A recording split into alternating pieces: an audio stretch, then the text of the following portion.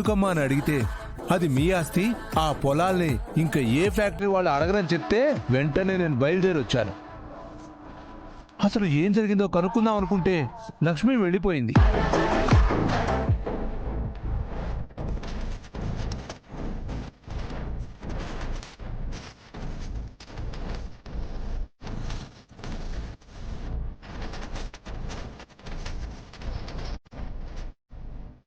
చూడంబిక, నిజంగా తనది దొంగ బుద్ధి అయితే అంత పొలాన్ని, దాని వెనుక ఉన్న డబ్బుని అంత తేలిగ్గా ఎలా వదిలేస్తుంది?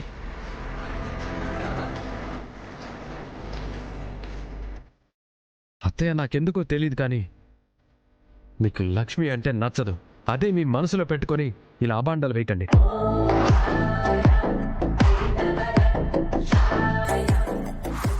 మనం లక్ష్మిని చాలా సందర్భాల్లో తప్పుగా అర్థం చేసుకున్నాం అంబిక.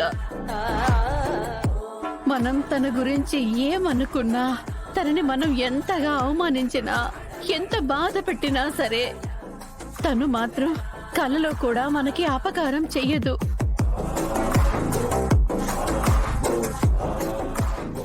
ఒకవేళ మనకే ప్రమాదం జరుగుతుందంటే మన ముందొచ్చి నిల్చునే మొదటి వ్యక్తి లక్ష్మి.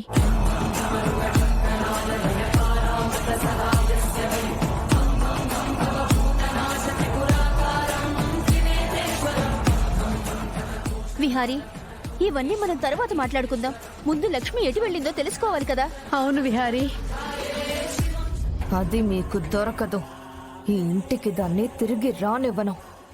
నన్నే వీడియో అడ్డం పెట్టుకుని బ్లాక్మెయిల్ చేస్తుందా? కావేరి, పోనీ లక్ష్మి ఎప్పుడు బయటికి వెళ్ళిందో ఏమైనా చూసావా? లేదండి.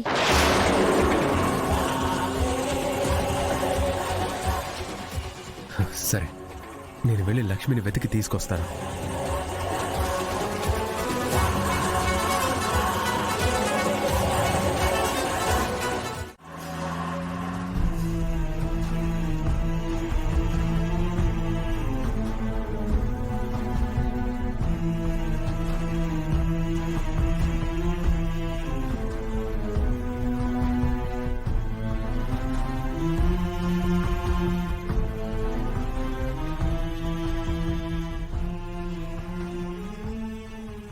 లక్ష్మి నా నుంచి దూరం అయినా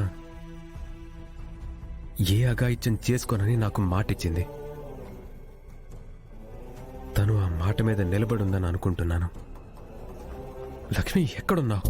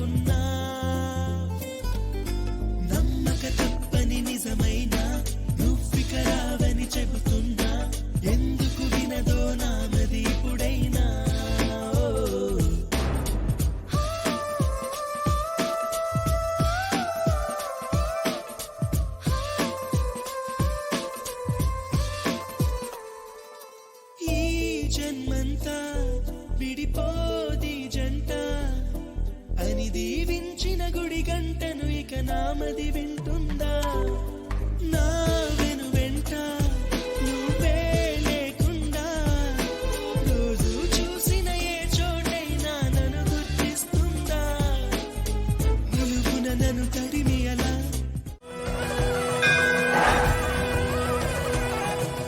ఇప్పుడు నా కనక మహాలక్ష్మి ఎక్కడుంది? ఇప్పుడు నా కనక మహాలక్ష్మి ఎక్కడుంది?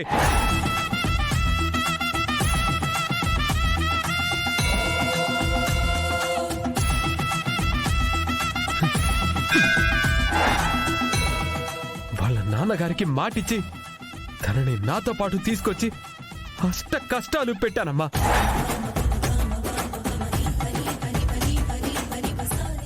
తనకి వాళ్ళ ఇంట్లో ఏం తక్కువని నన్న రోజు తన మెడలో తాళి కట్టేలా చేశావు. వాళ్ళమ్మ నాన్న తనని కడుపులో పెట్టుకొని చూసుకునే వాళ్ళు కదా. అలాంటి కనకాన్ని నేను తీసుకొచ్చి ఇప్పుడు దిక్కులేని దాన్ని చేసి వీధి పాలు చేశాను. తను ఎక్కడికి వెళ్తుంది? అమ్మా నాన్నల దగ్గరికి వెళ్ళలేదు, నా దగ్గరికి తిరిగి రానని చెప్పి మరీ వెళ్ళిపోయింది. ఎక్కడుందో, తను ఎన్ని కష్టాలు పడుతుందో.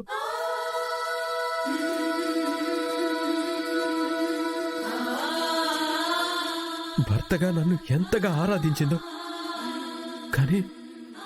కానీ నేను నా భార్య వెనక ఏ రోజు కూడా నిలబడలేదు. తనకిప్పుడు ఏం జరిగినా ఆ పాప నాదే తల్లి. కానీ ఆ పాపంలో నీకు భాగం ఉందమ్మా, నీకు భాగం ఉంది.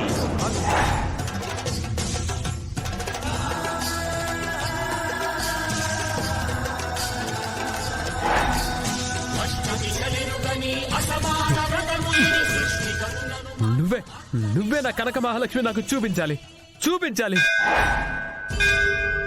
నువ్వు చూపించేదాకా నేను ఇలా గంట కొడుతూనే ఉంటాను. నా కోసం అందరూ ఈ పాటికి చాలా కంగారు పడుతూ ఉంటారు.